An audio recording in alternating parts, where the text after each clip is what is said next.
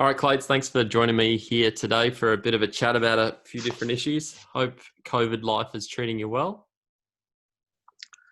Yeah, for us, it's not been so bad. We've been down to the beach house at St Andrews Beach for pretty much since the Vic opened. So it's, Oh, lucky you. Lucky yeah, you. We're in St Kilda in the city. It's like a ghost town outside, but hopefully we get out of this lockdown sooner rather than later. But yeah, thanks for coming on. I just wanted to have a chat about a few golf issues or things you've learnt over the years. But what's your top five favorite golf courses? Let's start there.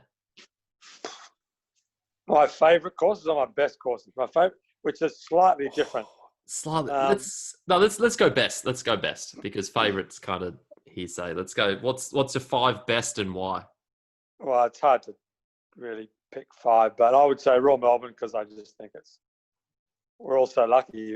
People who live in Melbourne take that place for granted, how great that course is. So Yeah. it's definitely one of the best I've ever played. I think the National Golf Links in America is amazing, which is the first great golf course built in America, really. Yeah. And most people in Australia, if you gave them a choice between playing there or playing Augusta, they're nearly all picking Augusta. Crazy. But if the No. Masters, but if the Masters was at the National Golf Links, they would all pick that. It's just not so well known. You don't see it on TV. It's not very famous, but No. well, it is. It is famous, but it's amazing. St Andrews, of course, is to me the most interesting course in the world. Yeah. Cypress Point's probably the most beautiful Okay. and also great. And I would say, it's so hard to pick. It's mate, you've played so many around the world, but I've heard a lot about National Golf Links for sure. That's kind of like that whole Long Island area is just they're all there. Yeah, and I would say meshing the best with my favourites, I would put Sandhills in there in Nebraska, which is Corn Crenshaw course. It's an amazing place. The only man-made structure you see is a little halfway house behind the ninth green. The clubhouse is about a mile from the first tee. Yeah. And you look at it in any direction and just see rolling sand dunes, basically, in the middle of America. Yeah, and it's it's an amazing course. I've seen a few things on Instagram about that. It's getting a bit more well known now. Is it the Sand Valley in Nebraska? Is that the one I'm thinking about? No, Sand Valley is the one in Wisconsin that Kaiser's doing. I'm thinking that's a new resort. Okay. Yeah, so Sand Hills is Mike Kaiser, who did Bandon Dunes and Sand Valley, he was an early member at Sand Hills. It's only open 5 months a year. Yeah, because of the snow and the weather and all that. The nearest town is 20 miles away. It's got 400. Well, last I was there were 404 people living 20 miles away. Jeez, you got the course to yourself, right? such a cool course. Yeah, it's amazing. Yeah, if people have played, when you drive into the National in Australia, and you look to the right, that farm that doesn't have a golf course on it. Yeah. It's kind of when you drive through Nebraska, there are 60 or 80 square miles of land like that. It's incredible. Yeah, land for golf. Just take your pick, right? Yep. Take your pick. What I was going to say, Royal Melbourne. I haven't played there since the Mastery Amateur days. I think I still got a bit of scarring from that Royal Melbourne. Is it 6? The par 4 that goes up the hill. The green, yeah. They always had the pin front left, and it just played unplayable when we had a northerly that day, and it cost me. I think I made 8 or a 9. I 5 putted or something, and it cost me an event. So I still haven't faced that music with that course, but it's funny. I walked off. I still remember this. I walked off the green, and there was an old member there, and he said, "I remember watching." I think it was. He said he watched Ernie Els do the same thing, and it cost him an event. And I just thought, bloody hell, this old man telling me off. Ernie. Well, no, it didn't. Ernie made. It was the year he shot 60. Okay. So he shot 60 the first day. Then he went out in 42 on Sunday. He made 8 there from the middle of the fairway. He shot 42, 32, and shot 74 and won. He still won. He beat Adam, I think, but it's a. I remember talking to Tom Weiskopf about that green. I watched him play the World Cup there in 1972. Yep. And I asked him about that green, and he well remembered it. He said, "Yep." He said, "That's the only green I ever 4 putted where I Oh, tried on every putt. So I yeah. tried on every putt and 4-putted it. I did the same thing. I had 5 putts. I putted 2 off the green, and I Yeah. don't know what was going on, but yeah, it's a classic. It's a classic one, and not in tournament conditions. It's a lot more enjoyable, I think. But yeah, I'm Yeah, still. it gets, Royal Melbourne gets to the point where I, I like the rock hard greens, but not the combination of rock hard and 14. I think that Yes. course when the greens are, you have greens that are rock hard and 10, it's perfect. Once you Yeah. get that combination and a bit of wind, it just gets, there are days when it can get pretty crazy there. Yeah, well, that day it was blowing a northerly, and it was just unplayable. But yeah, going back to I think the firm greens and running at 9-10, you see like St Andrews and like courses like that. It's very enjoyable to play. But yeah, we some days go a bit crazy here, like with the President's Cup and stuff. Like the water's not even staying on the greens, and when they're dropping water bottles out there. Yeah, and it's always been the same. I remember watching that World Cup in '72. Then they had some Chrysler Classics there in '74 when Torino played, finished third, and said, "Get a picture of me going out the gate because you'll never see me coming back in." I think Bob Shearer shot. It was par 71 then because the fourth west was a par 4 from the 4 tee. Yeah. Shearer shot 65 the first day, 285 for the week, so 1 over for the week and won by 7. Wow, So that's that was just how difficult it was. It was just, yeah, it was. Mind you, they were playing with a small Surlyn ball, which was yes. much harder to stop on those greens than than the softer Bellata ball that we played with in the Yeah. 80s. Well, we played. I remember we played. Would have been the start of the year. We played at Metro. We played. You had the old driver and some of the old balls. Not those old ones, but like they Yeah, still fly pretty well. Like I think when I hit a good drive, I hit 9 into 18 at Metro. Like you still can hit it quite a far bit out there, but yeah, kind of different game now. Like with the ball, how far it's going. Like it's actually nice to see last week like a short hitter win a major, like Colin. It was crazy. yeah. Except I wrote a story about that for Golf Australia. He's a short hitter, except he's 7 yards longer on average than John Daly was in 1991. Yeah, And no one could believe Daly when he won that PGA in 1991. People couldn't believe how far he was hitting it. I yeah, mean, it was crazy how far Daly drove it. And Morikawa was a short hitter in inverted commas and 7 yards longer than Daly was.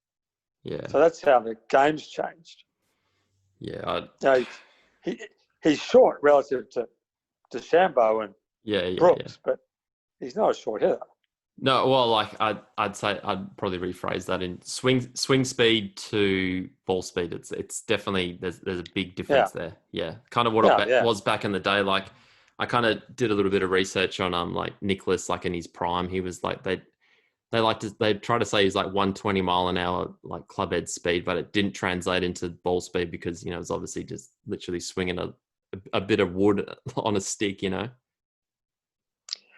Yeah, but we all thought he was amazing. Yeah, absolutely. Well, Yeah, there's I no mean, backing that. he smashed it. Yeah, he just smashed it. The same day, Weiskopf and I, we were pitching for a job in Beijing one year. He was just sitting down in the hotel in Beijing, in the hotel lobby. We finished up talking about golf for 4 hours. He told me this amazing story about Nicholas. He told me a bunch of amazing stories, but he was playing with him in the foursomes in the Ryder Cup in 1973. Mm-hmm. They were playing Peter Butler and someone else. I can't remember who. And he said, we should have killed them. They chipped and putted their brains out, and we were all square on the 17th tee.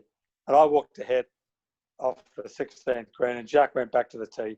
And I could see he was aiming up over the bunkers on the left. And I said, "Oh no, don't try and carry those bunkers. What are you doing? Just hit me on the fairways anywhere." And he said he carried him by 25 yards. Yeah. You couldn't believe, when he needed to, he just had that extra 25 yards anyway. And Weiskopf was long. He was really long. Yeah. And he said, I couldn't believe, when I looked back and saw where he was aiming, there's no way he can carry these bunkers. He flew him by 25. Yeah. So when Jack wanted to hit it, he could really hit it. But he looked like some. I looked at some of the old photos. He looked like a bull. Like he wasn't like he's like real country strong. He just ripped it. Yeah, he'd be hitting it where Bryson's hitting it now with the modern equipment. Yeah, I think. I no, mean, it's hard to, I it's hard to be totally agree. different. He's smashed it. Yeah, no, I totally agree. I think they try to do comparisons. It's kind of like the swing speed to ball speed thing. It's just, I think personally, I think it's the ball. I'd love to hear your thoughts on that. Whether it's a combination of the both or is it just the ball?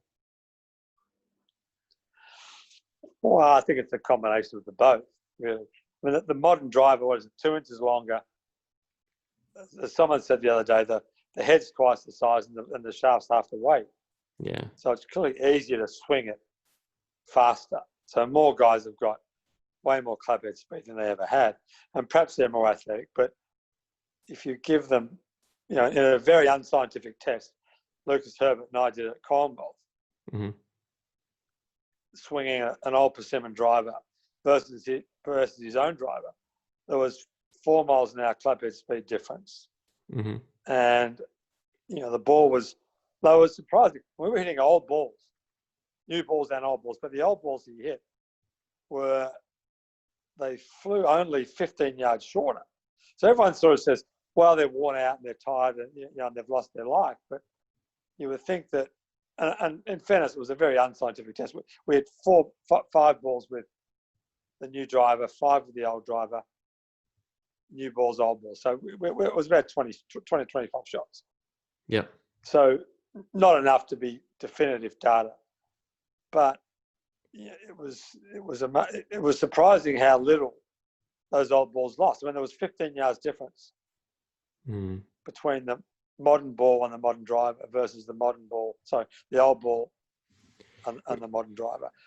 So for me, it's a combination of the two. But clearly, the effect has been that it's kind of new to a lot of golf courses. Yeah. And, the ball goes so far now that the tests that the original designers wanted set are kind of obsolete. If that's the measure of what's obsolete is how Mackenzie and those guys wanted the great courses to play and the tests they wanted them to set. And those tests are long past relevant. Yeah, it's like the mishits now still go straight. That's how, like, in a simplified version in my mind, that's kind of how I see it. Like if you mishit the old persimmon driver, you literally lose your ball. Like it's going in the woods. No, I agree with that. No, I think the mishits go crookeder now. For when we'd mishit that thing, if you hit it in the neck, it'd go down the left and cut back. If you hit it in the toe, it'd start to the right and hook back. So the first metalwoods I started playing with, that TaylorMade thing, was an awful club because if I hit it in the neck, it'd go straight left and stay left. Hit it in the toe, it'd go right and stay right. So I went back to wood really quickly. Okay. And then, the ball, I've never seen the ball go as far offline as it does now because you get that kind of group of players they've got speed, they're powerful, but they're kind of, 4 to 10 handicap. They're strong, they swing it with speed, but if they get it stuck on the inside with the face open, it goes sideways right. So, I tend to think that the ball goes crookeder now for the whole of golfers. Certain cohort of players. Okay. Yeah, I think it's, and if you look at the fairways hit stats on tour from 1980 versus now, they haven't changed much. They're still kind of, the average is still 62 or 3 or 4% or whatever it is. Yeah. So those stats haven't changed much. But there's a certain group of players, that young, strong, 4 to 10 handicap who hit 4 or 5 great drives around but lose 3 balls around. So it's scored lower if they played with hickory shafts because they'd never miss a fairway. Yeah, that's interesting because I kind of just think from like a high level like standpoint and stuff like that. But yeah, the majority of people they definitely do lose more balls. A lot of my friends, they'll hit their 1-2 good drives around and then they literally just hit their long iron around most of the round because they keep losing balls. Yeah, I think that modern drive has been a disaster for that type of player. The one who's got a ropey technique, who can flush it with speed, but when he gets the club out of place, it just goes. I mean, you for a right-hander, you rarely see it go left. It just goes sideways right. Club's inside, faces open, and thing just goes straight to the right. It just goes miles offline. Amazing. Yeah. It's just a flying foul ball that never to be found. And geez, yeah, you're definitely right. Going back to architectural stuff, you've been doing that for forever now, pretty much. You've always had an interest in that. I think you get a pretty, like I say, you get a pretty bad rap for just cutting all trees down. I think that's total crap. I think that's not what you do. You definitely do way more than that. A lot of the courses I've played, you've had an influence, and they've been very enjoyable. And I kind of see a lot of things you do and that just open up, make it playable for everyone. What's the worst and best architectural practices you'd kind of preach, I guess? Well, the work, it relates to that question. I should have them, and I don't. But I'll defy anyone who wants to bitch about me taking trees out to show them the before and after photos of the holes we've done it, and tell me they were better before with the trees there. None of them were. They're all infinitely better for taking the trees out. Yeah. So the tree argument's tiring. It's ignorant. Just crap. It's crap. Yeah, it's just, and it's the worst element. Talking about architectural faults or mistakes or how to make golf courses better. A friend of mine, Bruce Hepner, who worked for Tom Doak for years, consults at lots of clubs in America. He has an 85% rule, which is 85% of the improvement you can make to a golf course comes from fixing the mowing lines and taking trees out. Yeah. And in Australia, superintendents here, almost without exception, get mowing lines right. But you go to America, mowing lines are terrible over there. They've got this predictable kind of 30-yard wide fairways, and there's different cuts of rough around the greens. And I think we cut our courses so much better here. But his point about the trees is so right about because what we had was, after the Second World War, we had committees who were of a view that what could be wrong with planting trees, which is which seems like a sensible argument. And no one complains when members are planting trees or committees are planting trees, but the people who plant those trees aren't looking at what the effect of that's going to be 70 years down the track, which is what when we started, our first job was in Victoria. We dragged the old photo of the old golf course out in 1930. And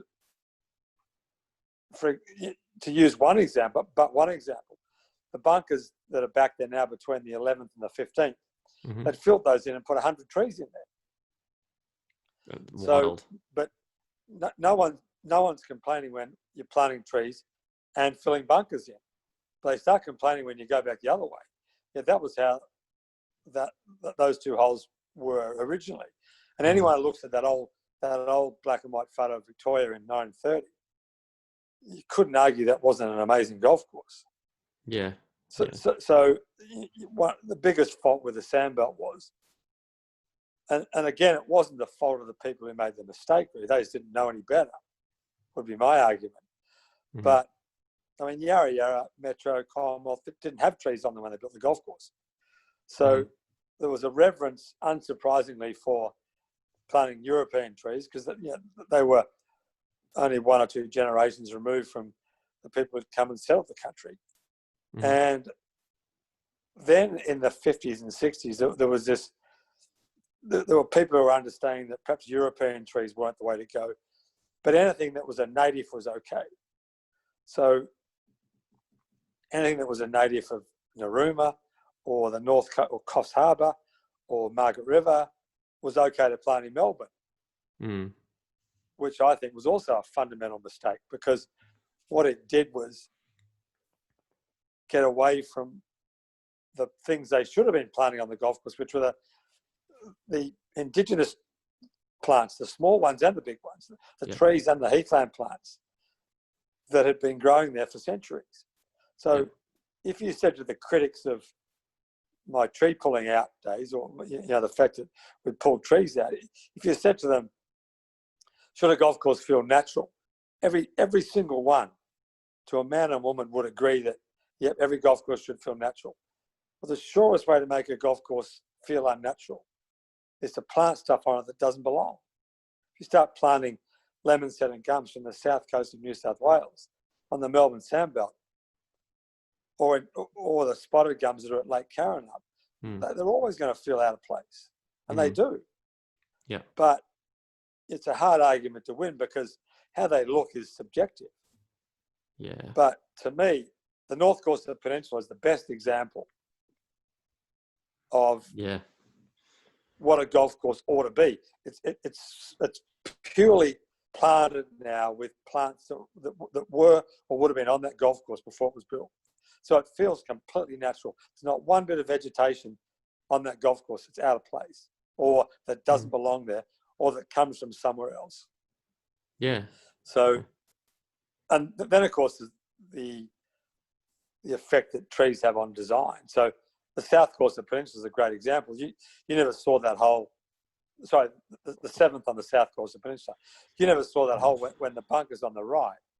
Dogleg right par 4, short one. Yep. There was trees on the right there?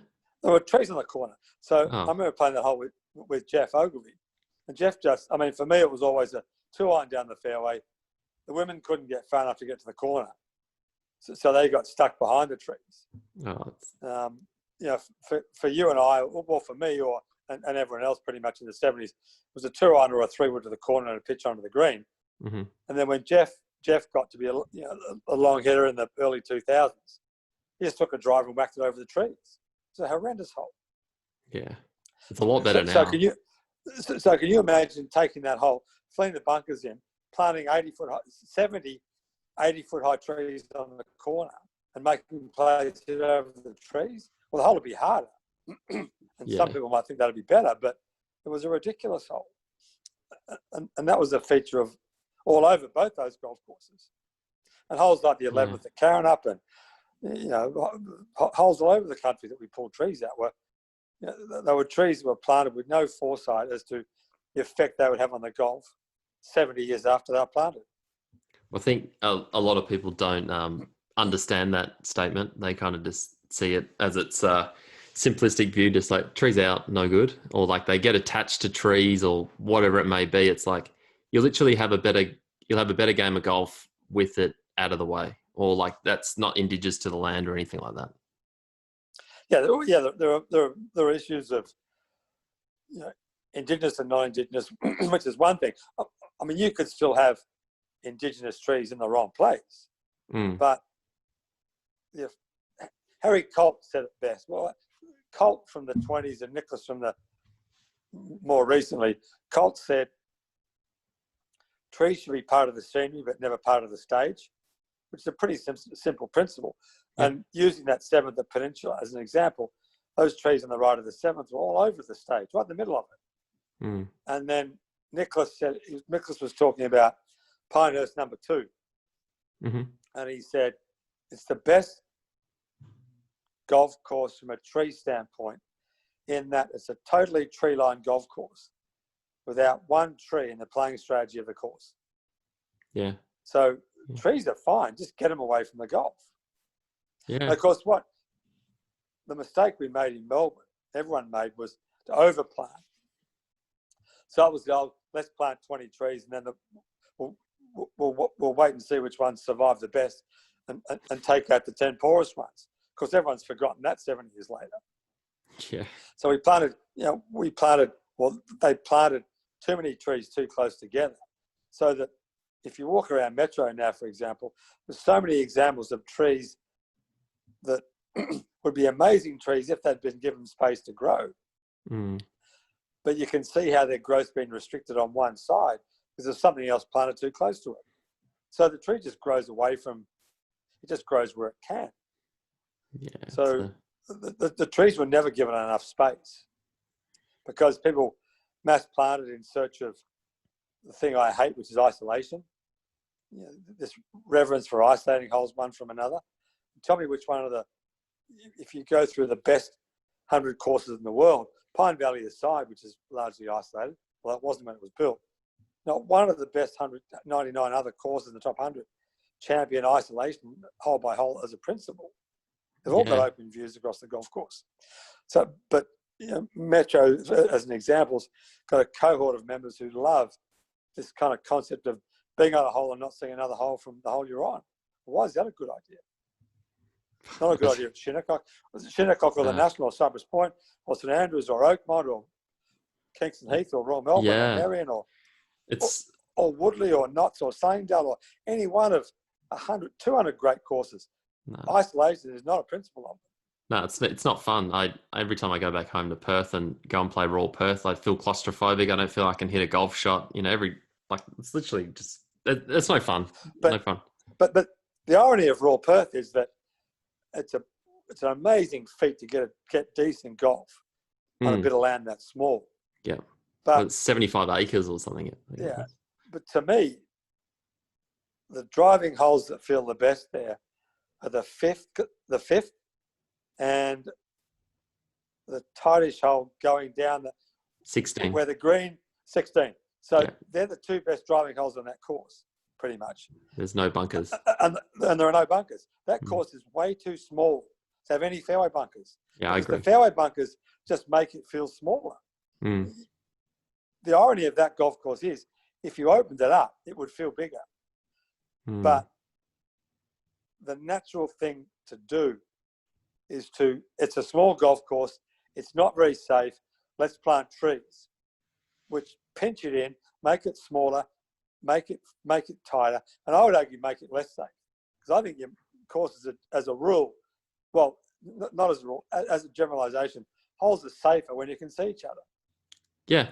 So if you look at what Doak did at Yarra Yarra on what were the 6th and 5th holes, which are now the 1st and 2nd, the 5th had been ruined by those trees they planted down the right, as had the 6th. Doak pulled those trees out and opened it up. And the argument against doing that was, well, it won't be safe. It's way safer now you can see each other. Because someone who blocks it over the trees onto the other fairway, it's way less safe if you can't see the person on the other side. Yeah. Well, they never have an issue at St Andrews. Most holes are double fairways. Can see everything. There's no one. You don't see anyone hit someone on the 18th tee from the first or anything like that. Everything's visible. Yeah. Safety is often the last refuge of the tree huggers who want to save the trees. They always, that's the last refuge. It's not going to be safe. And St Andrews is always the answer to that question. And that's a crazy golf course. Yeah. That they've been playing there for hundreds of years, and it's been pretty safe. There was a funny old story. Ben Crenshaw told me the story about the captain, and this was 150 years ago. Yeah. The captain got a letter complaining the golf course wasn't safe. He said, I think the golf course is perfectly safe. I myself have only been hit twice this year. So, but it's a crazy golf course, and they've been playing golf there perfectly happily for centuries now. Yeah, well, you go down. I took my parents up there like a couple of years ago. I just walked down to the 17th green. I said, let's just sit here by the wall and just watch people come in, because it's never seen a green like that in my life. And you see amateurs play it, and it just, no one seems to get hit or anything, or it's no visual. No, it's a funnest place to watch golf. But if Royal Perth filled in every fairway bunker, it'd be a better golf course. I agree. They would say, and they would say, the argument would be, well, it'll be too easy. And then you say, well, make the 9th and the 18th holes par 4s. Make it a par 70, which is a pretty fair par for a scratch player on that course. Yeah. So, those holes would be too hard. Well, they want it both ways. Yeah, 18 would be a tremendous long par 4 with no fairway bunkers. But those bunkers are put there to make what's an easy hole hard. Yeah. But if it was a par 4, you would never bunker them like that. No, because the issue is for me, I hit a little fade. I got to aim at that far left trap and hope it cuts like 3 yards.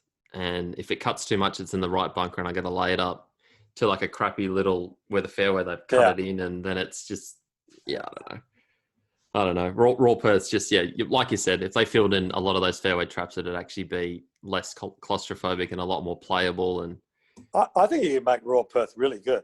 It's not that Yeah. far away from being really good. Yeah. And Yeah. that's an amazing feat to have gotten that much good golf onto such a tiny site. It's incredible, really. Because they never have an issue with balls going across the road, freeway, like all the boundary holes, they have all trees down the sides and stuff, but you never see anyone get hit. I know a lot of people hit it onto other fairways because it's a better angle, or like they get scared. They just open the club face, like you said, and just bomb it right. But yeah, it's a crazy thing. But yeah, you've definitely I just laugh at people that say you just pull trees out. I think that's bullshit. I think it's just completely not true. Well, when you pull their arguments apart, or you say, okay, Yeah. give me an example of a hole where Clayton pulled trees out, and either they don't know, or they give an example that, well, yes, is it a better or worse hole for the trees being there? And to me, it's unarguable that the holes are improved and the golf's improved, and it's it's an American architect out here years ago said, you guys in Australia are 40 years behind America in terms of managing trees properly. Oh, really? But well, look at Oakmont and Marion and those places. Inverness sort of wholesale removal of trees, and the golf's always better. Yeah, no, I agree. It's and each course is different. Each course has got different issues, but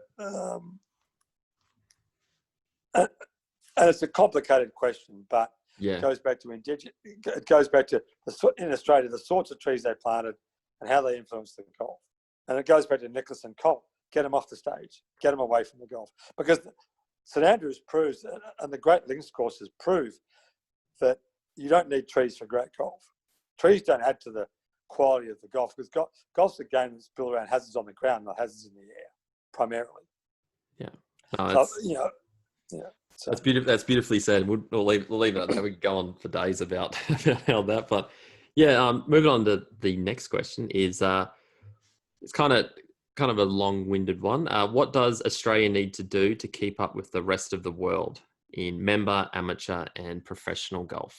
So I guess we'll start with member relations, I guess.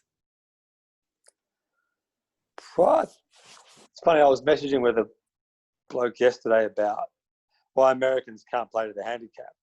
So, well, they're always picking it up from 3 feet. They never putt out. It's a gimme thing. So Americans, as a generalisation, don't play much competition golf relative to us. I think we play way too much competition golf. Every day's a comp, and every day's scoring, and Americans don't play enough, and there's too much gimmies, and there's too much kind of... Well, they play each other in a group. That's kind of their group thing, Yeah, there are too many vanity handicaps over there. But I think we play too much competition golf. I think just going out and playing for fun and playing a match is a good thing without having to worry about how you're scoring every single time you play. So more match play or something like that? More match play, more just games amongst yourselves, less competition golf. But I think we do it pretty well. I think our golf is, certainly compared with America, pretty affordable. Yeah, definitely. To think you can play Royal Melbourne for one of the best courses in the world for one of the membership fees are not even $6,000 a year. As in what's that, 3,000 or 4,000 US? Yeah, it's free. Crazy. Might as well be free. It's crazy how cheap great golf is in Australia. Barnbougle Dunes, the green fees $65 or $75 US a round. Bandon Dunes, which is the equivalent resort in America, $250 a round. I got the USAM this week, which is USAM's on this week, and Bandon's an amazing resort. But when you can compare those green fees, $250 to $75, we've got great public golf now. We've got great affordable member golf. So I think we do that really well. So we nail the member side compared to the rest of the world. Yeah, well, I think England does it really well too. Yeah. England's cheaper than us, and they've got a greater variety of golf courses. But I think England's the single best country for golf in the world in terms of variety and accessibility and affordability. So I love English golf. I think it's great. Yeah. But I think the club golf we do pretty well here. Yeah. No, I've enjoyed being a member at Peninsula Kings. It's like you can kind of pick and choose if you want to play in the comp. Like obviously these times I've just been play your group, you play your one-on-ones or play your twos and have a bit of fun with it all. Amateurs, we kind of, yeah, it's interesting. I had this chat with a friend the other day. It was like Australians of like renown knowing we just have really pretty swings and compared to the rest of the world. And it's interesting comparing that to especially the US, like you're seeing like someone like Wolf, and they're definitely more scoring based, and their scores are just a lot lower than ours at times, it seems. Yeah, and they've got 350 million people, so Yeah. they've got more to pick from. Yeah. I think it's I guess we're more Australians have always judged players on how they look, how they swing, their technique. And when I was growing up, not so much now, but it was almost a crime to be a good putter. It was a badge of honour to be a flusher and have 32 putts around and shoot 72, which was obviously silly, because when you looked at the best player in the world at the time, Nicholas, he was probably the best putter in the world at the same time. So there's no crime in being a great putter. And if you looked at Miller Barber or Gabe Brewer, they swung pretty much exactly the same as Matthew Wolff does. So there's always been that outlier with the Jim Furyk kind of odd technique that works really well. But I think it's a generalisation. Australians have revered technically really nice looking, aesthetically pleasing and fundamentally sound swings. And that's what our teachers have set out to teach our best young players. Yeah. So I'm not sure whether that's affected their ability to score well, because I think for the number of people we have, we've always done, like South Africa, we've always done pretty well in terms of producing world-class players. Yeah. And it's tough for Australians to get out. I mean, you know as well as anyone that it's tough for us to get out of here. We're a long way away from anywhere. It's expensive. If you want to play the tour, you're basically giving up any chance of living at home, a normal life at home. Yeah. Which I think is one thing Americans have never understood, what players around the rest of the world do give up to play golf tours. It would never have entered their head that perhaps Seve Ballesteros didn't like America, because perhaps he liked going to dinner at 9 o'clock at night and spending 3 hours at dinner, drinking wine and eating beautiful food, than going to an Outback Steakhouse at 6:30 and being out at 7 o'clock. It's just a much different culture. So, it's a home game every week for Americans on the US tour. Yeah. And to a lesser extent, although they understood it better, the Europeans on the European tour. But for South Africans, New Zealanders, and Australians, it was a brutal life to get up and pick up and go away for 8 months a year and live in hotels and just go from week to week playing the tour. But it was great fun at the same time. But it was certainly more difficult than it was playing at home. Yeah, no, definitely. Do you think ever Australia will have a tour? Not, I wouldn't say comparable, but like at a level where we could have a home game every week, or like 20 weeks a year or something like that? Well, it depends what our population finishes up as. Yeah. If in 100 years' time there are 100 million people living here, then there's much more chance of that. The tour in America is massive because they've got 300 million people. It's massive in Japan because they've got 140 million people. So we've only got 25 million people in sort of 5 or 6 significant sized cities. So it's it's much more difficult to create a year-round tour that goes around the country. American tour works because they've got places like Denver and San Diego and Chicago and Columbus and Akron. So many towns college towns are huge. They've got big cities, Miami. They've got big cities all over the country that want to hold golf tournaments, and they've got the economic base and the population base to support it. So when I turned pro in Australia in 1981, we played maybe 17 tournaments in Australia and New Zealand. So, so that was a great tour. It was an amazing tour. We played pretty much every week from October through to the mid part of February. Yeah. And then went to Asia and played 10 tournaments in a row in Asia. So it was a tremendous tour. But we only played for, we played the South Australian Open for $25,000, and the Australian Open was a big tournament at $175,000. Yeah. So the economics of golf were much different then. Yeah. So it's a it's a much different situation now. But with the small population we've got and the relatively few major cities, then we're always going to have a limited number of big tournaments. The trick is to make them really good. Yeah, have a handful that are really good that feed onto a bigger tour or something like that. So kind of like what they're doing with like the Vic Open European or Oz PGA European. And our tour really always was. All it was really was a feeder tour for the rest of the world. I mean, what the tour did in the 70s and 80s when I was playing was it was a way to finance players' futures in Europe and America. So when Wayne Grady and Peter Senior turned pro in 1978, they played well in Australia. They made enough money to go to Europe and lose it all, and come back home and make it all again, lose it all.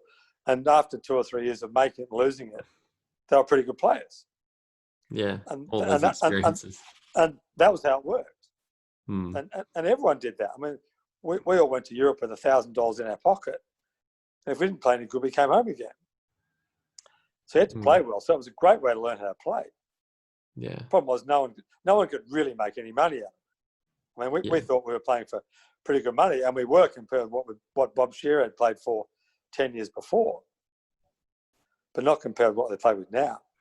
But either way, it was a great time to play and a great experience. And no one put a gun to our heads and said you must go and play golf. There were plenty of other things we could have done. Yeah, it comes down to the love of golf, really. Yeah, it does. Absolutely. Well, I was going to say, so moving into 2020, what's, as like an elite amateur, or you're just someone just starting out playing professional golf, what would you suggest? Someone move to the States, give it a crack over there, move to Europe and just do it, because it kind of looks a bit ominous in Australia right now with events and stuff, and especially with COVID times. Yeah, I mean, ultimately, if you're a professional golfer, the idea is to make money. Yeah. So I could never understand why anyone would go and play the Nationwide Tour or the Corn Ferry Tour for $600,000 or $700,000 a week when you could play in Europe for 3, 4, 5 times that amount of money. Not every week, but they had those Rolex events, the huge events in the Middle East, the big events in Britain, South Africa, Asia, Australia. Why you want to go and play that Corn Ferry Tour is a complete mystery to me, because all it is really is a year-long qualifying tour of the US Tour. Yeah. And you could make the argument that if you're good enough to play the US Tour, you'll play well enough to make the top 50 in the world by playing in Europe and Australia and walk onto the US Tour that way, which is what Minwoo Lee's about to do. I mean, Minwoo will be on the US Tour within 2 years because you'll make the top 50 in the world because he's such a good player. Now, he finished up on the European Tour by accident. Yeah. He wanted to play what was the Web.com Tour then. But he came back, he played well in the Middle East. He came back here and played well in Perth. He finished 4th or 5th in Perth. Yeah, in the match play there, yeah. And then the match play. So by default, he made enough money to get a foothold into Europe. Yeah. And now he's won there. I see he shot. He played well again today in Wales. He played really well last week. He was 4th last week. Yeah. Minwoo just plays one of the US Tour by playing his way into the top 50 just by being Minwoo. He's such a good player. Just do your thing. And he's so much better off than doing what Ryan Ruffles is doing on the Corn Ferry Tour. And Ryan, I don't think Minwoo is any better or worse a player than Ryan is. But Ryan's got. I've got no doubt he'll get there, but he's spent 4 years now grinding away on that tour. Yeah, well, my first year was my last year in Latino America was his first year there, and I think he spent 3 years down in Latino, which is, it's not like Corn Ferry, a lot tougher. You kind of and then he gets on Corn Ferry, and like you said, it's tough to even break even on that tour because you're not playing for all the purses and stuff like that. And Minwoo just, like you said, just playing good, and he'll just default into the USPGA Tour, it looks like. And Ryan will make it because he's a really good player. Yeah. And all this lousy experiences that he's going through, not lousy, but all this experience he's going through will make him a better player. This is pure speculation and opinion, but I think if he'd gone to Europe, he'd be way closer to being on the PGA Tour now than he is, because I think he would have played his way into the top 50 in the world by playing in Europe, because I think he's that good a player. Yeah. It's a contrasting one. It's kind of, because so many people now think, well, I mean, they're going to go Corn Ferry or European. We had kind of got cancelled this year with the Rosebud qualifying for European Tour. That would have been like just a key into, and hopefully they can get that back next year. But I think, like you said, Europe, very similar to Australia. That might be the way moving forward for, And it's not easy getting on any tour. No. So getting on the European Tour is not like you just turn up. And when we played, we didn't even have to go to the qualifying school. If you're in the top 60 in Australia, you just turn up and play on Mondays. So you played on Monday. If you made the qualifier and you made the cut, you got in the next week. So if you played reasonably well, if you kept making the cuts, it'd be exempt by the end of the year because you made the top 60. So, it was way easier when we were playing than what you guys are trying to do. And, of course, the other place to play is Japan. Yeah. And again, if you're in the business of making money, Matt Griffin's making a really nice living. Thank you very much. I mean, absolutely. He's not a household name in Australia, but he's been playing up in Japan now for years. He's making, I don't know what he's making. Like you can look on the main list, but I assume he's making sort of between $500,000 and $1 million a year when you throw it all in together, and no one's even heard of him. So he's having a really nice career, nice life. So there's nothing wrong with playing in Japan. No. I mean, Brendan Jones had an amazing career up there. Yeah, you can still, I guess you can still top 50 from there as well if you wanted to give the US a crack. You can still get your World Golf Championships and majors and stuff. Yeah, you've got to play really well. Yeah, it's harder. But Brendan, through his play in Japan, was always on the edge of getting into that world match play because he was in the top 64 in the world. So you've got to play well and win 2 or 3 times a year. But if you're a really good player, it's certainly doable in Japan. And what everyone forgets is that no matter where you go, home players are hard to beat. Japanese players are tough to beat in Japan. Australian players are hard to beat in Australia. South Africans are hard to beat in South Africa. So the Taiwanese are always tough to beat in Taiwan. Americans are hard to beat in America. Europeans are hard to beat in Europe. So it's not like it's not just Japanese. It's not easy, like we kind of it is tough, for an Australian traveling doing that. I think it goes back to what we were talking about before. I think it goes back to there are certainly more good players now than ever because the video camera, then TrackMan, and better teaching have given players better techniques. Yeah. And I think that the equipment has thrown more players into the same pool. It's given a much greater number of players the same sets of skills. Everyone now drives the ball better than Greg Norman did, further and straighter than Greg Norman. Well, certainly further, and as straight as Greg did. When Greg was an amazing driver, that one club gave him a huge advantage over the rest of us because he could bomb it straight and long. And Graham Master could hit it straight and reasonably long, but not the twin combination of straight and great length, which is what Greg had. And if you're a lousy long iron player, you buy a hybrid. And if you're a lousy bunker player, get a 64-degree wedge. Yeah.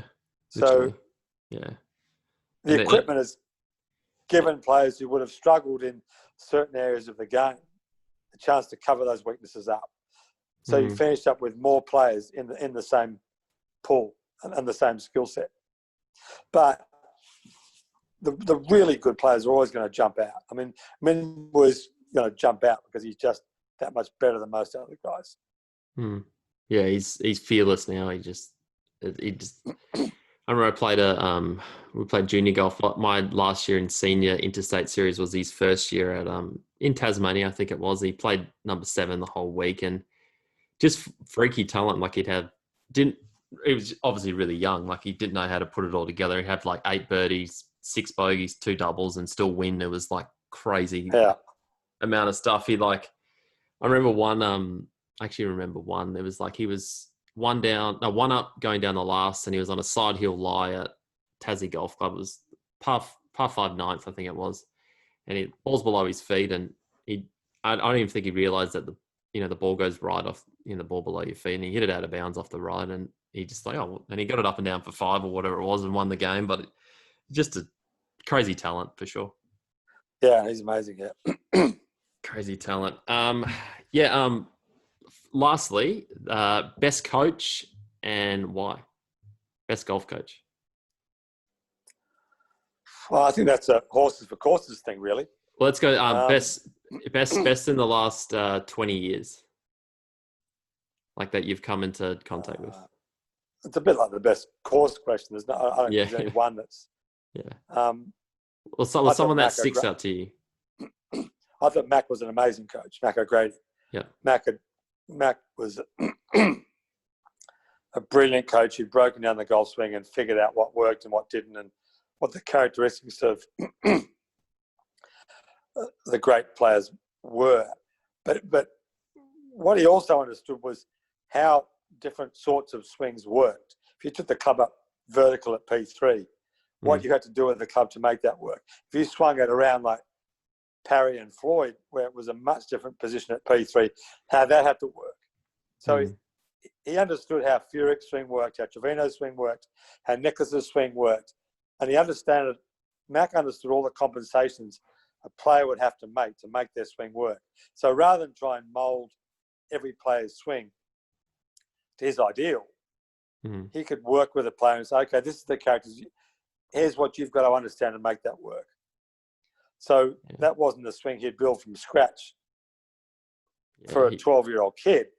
But Mac would work with Jim Furyk, for example, or Matthew Wolff or whatever, and he would figure out what they were doing, how those swings were working, and work within that. And he would say, that's not my ideal model, but I can make that work.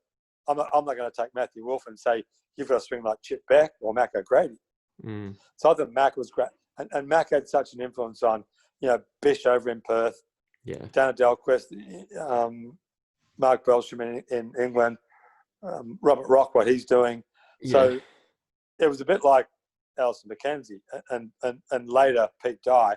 How many great designers came out of people that understood what they were on about, and in Dye's case, who worked with him and trained with him. So, he was teaching younger kids how to become great designers as Mac was kind of breaking down the swing and teaching other teachers how to teach the game really well. And I think, although I never had a lesson from him, and I wish I had, Pete Cowan is, I think, great to talk to about the golf swing. And, it seems he's had lots of success with the guys he's worked with.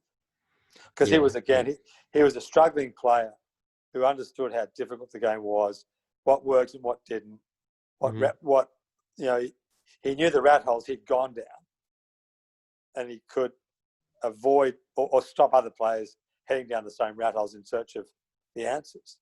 So Cowan was great. I mean, obviously, Butch did a great job with Tiger. Butch did a great job with Greg. I mean, Felder, Ledbetter did a great job with.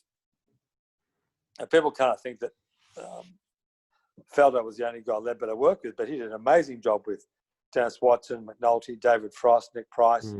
So, it's hard to say there's any one of them. I mean, they're all great. I've heard a lot of stories about Mac, just through correspondence with Bish and all that stuff. He definitely, from what I've heard, he helped you do what you needed to do that week to win, and he was really good at that. He just. Yeah, I remember he came and played the Senior Open at Royal Perth. In, I don't know, 2010 maybe. We played a couple of practice rounds, and I was playing okay, and he gave me a couple of things to work on. he said, do this, do that, think about that for the week. And I finished up losing a playoff to Mark Carwood, beat Peter Senior and I in a playoff. I played really well. And it was just, it wasn't, I was far from having his ideal swing. But he could see what I was doing. He said, do that, think about that. I think there were two things he told me. And I played really well the whole week, just thinking about those things. And he was a genius at doing that stuff. Yeah.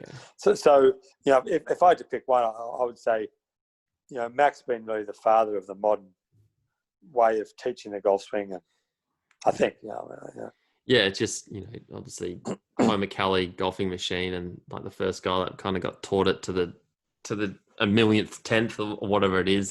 Yeah. With Pete Cowan, we had like a little Golf Australia thing in 2013. We all got to have a golf lesson with him for 20 minutes or whatever it was. Yeah.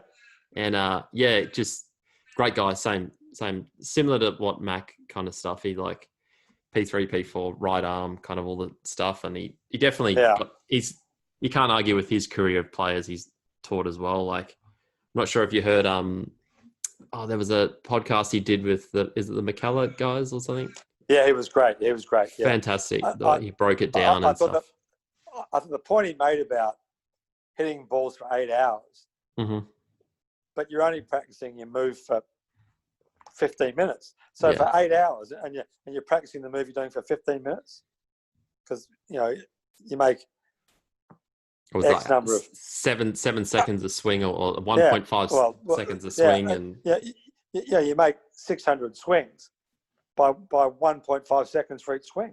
So it's such an inefficient way to practice a move. And in Australia, I thought the guys who broke it open here were Steve Bound and Dale Lynch.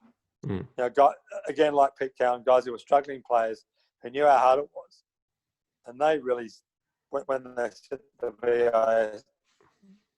VIS up in 1990 or whenever it was, they took Appleby and Allenby and Ogilvy and Badley and Craig Spence, and did a great job for those guys. Steve Allen, Richard Green, they really had a good program in place there and really helped a lot of guys to play better golf than the same guys would have 20 years earlier. When I grew up with no one ever really could explain.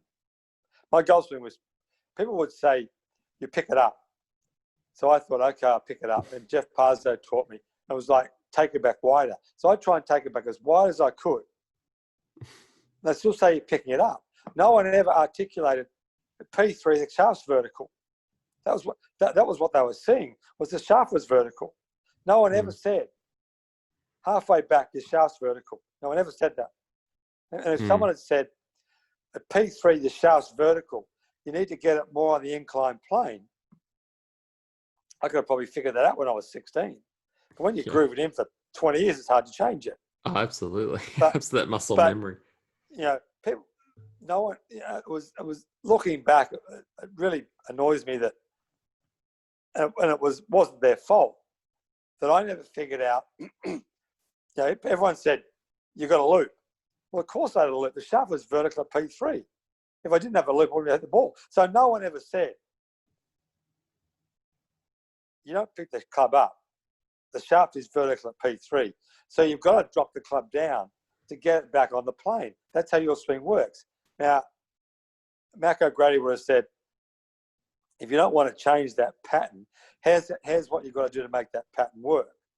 I think, given you're 15 years old or 16 years old, I think if we work at this, we can get your club at P3 in a better place. So you won't have to drop the club down to shallow it out to get it on the plane on the downswing. So that's what our generation missed out on. So I kind of survived and became a half-decent player. But I grew up with, Trevor Henley, John Kelly and Clyde Boyer were all better players than I was. But they all got stuck on, they all got the wides with the driver. They all got the club stuck on the inside, face open, high right or low snap hook. And they could never fix it. And the people who taught them could never fix it. Now with the TrackMan, first with a video camera and stuff, and then with a TrackMan and a mobile phone, where it'd be sorted out in a week. You would have sorted it out. So we spent our whole lives standing behind each other, saying, "What did that look like?" and they give their, you picked it up. Now you put your phone behind it, you slow it down, you go, shit, the shaft's vertical at P3, I can fix that. Yeah, send it to your coach, and you've literally figured it out by the end of the day. So it's no wonder there are so many more players with really good techniques. So it's no wonder it's more difficult to get onto the European Tour or the PGA Tour, because there are so many more players who are really good because the techniques are better. I mean, arguably, we were better players because by definition, you had to be a better player to get the ball around the golf course. We were really good at getting the ball around the golf course. Yeah. Because we had lousy techniques, and we had to figure out how to get it around. Yeah. So now you've got the best players are guys who know how to get it around with great techniques. Yeah. No, I totally agree with that. Yeah. Totally agree with that. It's there's still an element of like scoring and playing well and getting it around, like you said, and the best players are always going to be there because they can do that better than anyone else. That's how I see it. Yeah, and there's better data. Scott Fawcett and those guys in America, who, as much as I hate their disdain for golf course architecture as a subject, the way they've broken down, angles don't matter. As much as that grates me to the core to think angles don't matter, they show you the data and you go, well, actually, whether you're on the right side of the fairway or the wrong side of the fairway, the scoring actually doesn't make that much difference. And, I think angles do matter. And I think that if you can drive the ball to the better half of the fairway to play into the green from, then over the course of the week, you'll pick up one or two shots on the guy who's driven to the wrong side of the fairway. The problem with the ball going so far, as the data points out, is no one's actually good enough now to aim at one side of the fairway or another. Because, just keep it inside the tree line. That's about it. Yeah. With 30-yard wide fairways and the ball going 310 yards, who's good enough to drive it into the 15-yard half of the fairway? No one's that good. Maybe Mac. Maybe Mac, yeah. Or so why are guys angle hunting? So, which goes back to how the architecture has been trashed by, the ball goes too far. So the simplistic answer is to narrow the fairways down to keep the scores up. So Fawcett and those guys are right. No one can drive it into a 15-yard half of a fairway over 310 yards. Mm-hmm. So why chase angles? So just bomb it as close to the green as you can and play from there. Whereas if the ball didn't go so far, we could go back to Royal Melbourne and 50 and 60-yard wide fairways, because rather than hitting wedges and 9-irons into the greens, as a generalisation, you start going back to guys hitting 2s, 3, and 4 and 5 irons. Then angles do matter a bit more. Yeah, because coming across a bunker or a rock hard green is way more problematic with a 5-iron than it is with a 9-iron. So the angles do matter. And if you drag the driving distance back, so the average player was driving the ball 260 yards rather than 300 yards, then perhaps you can get back to guys trying to play down the left half of a 50-yard wide fairway as opposed to the left half of a 30-yard wide fairway. Plus, you get rid of the curse that is long grass. I mean, golf's always better when you're not playing out of long grass. It's a lousy game, hacking the ball out of long grass and chipping the ball out of long grass. You see last week's event, and just, literally just it's a luck of the draw whether you're in the rough or not. It's just that's not enjoyable to play. And the golf around the greens at Kingston Heath or Victoria or Melbourne or St Andrews is so much more interesting when you're chipping off perfect lies, but you're confronted with difficult shots. Whereas last week, the shot Justin Thomas had to make the cut on Friday, he'd missed the green left by a few feet. It was a really simple shot, but made difficult because he was playing out of a terrible lie. He actually hit a great shot. He did. But at Royal Melbourne, it was a really simple shot. Just a bump, he probably putted. Yeah, literally putted. But at Royal Melbourne, the same ball might have run down the slope and been 15 yards off the edge of the green. So now you've got a really difficult shot, but you're playing off a perfect lie, as opposed to Thomas, who was playing a really simple shot, made difficult because it was being played out of a terrible lie. And I think the way we organise golf is way better. Yeah. No, that kind of formulaic way they set up PGA Tour courses in America.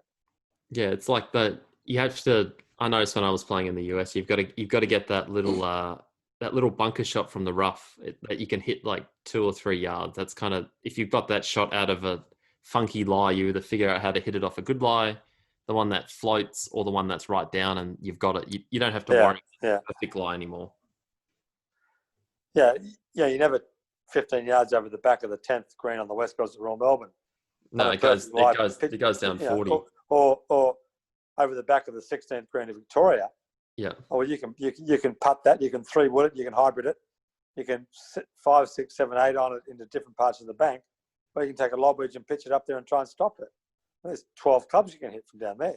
Well, it brings everyone into the game, whether you're a +5 handicapper or a 20 handicapper. You can all hit a great shot. That's kind of, or you can all mess it up. That's, and then it takes so much more imagination. Yeah. No, I agree. nerve really, because you've got to hit the ball properly. Yeah. You can't fudge the ball ground contact off short grass. Whereas on long grass, because there's so much grass between the club and the ball, the contact with the face is much less important. The angle the club's coming in, that's more important. But the contact with the face, because there's all the grass between it, is much less important. Yeah. No, it's that makes sense. That does make sense. Yeah. But yeah, I know which one I like playing out of more. That's probably why in Melbourne now, playing all the great courses when we can play them, and kind of hopefully we can get back out there again and get into it. Yeah, Clayton, thanks for your time. It's been bloody awesome. Thanks, mate. Hopefully it made a bit of sense. No, it does. I think we're very similar. I kind of jump around the place and get to the point eventually. But no, it's been fun. I think we covered a lot of cool topics. But we won't drag podcasts on for too long. No, it's all right. I think most people like about an hour. That's kind of like the content stage. But yeah, definitely a lot of good points in there, and really appreciate your time. Cheers, Clayton. Thanks, man. It was good fun.